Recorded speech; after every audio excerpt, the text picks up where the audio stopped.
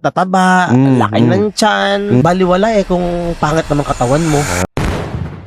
So parang sa akin, more than the brand than the met, mas importante healthy ka, maganda yung pangangatawan mo.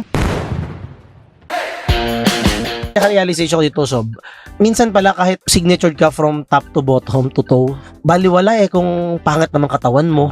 Gets. Diba? Kasi nakikita ko doon, yung tataba, laki ng tiyan, pero walang dating kumpara doon sa isang naka-plain lang na Physically fit, healthy. So parang sa akin, more than the brand than the met, mas importante healthy ka, maganda yung pangangatawan mo. Tsaka kung paano mo siya dalhin.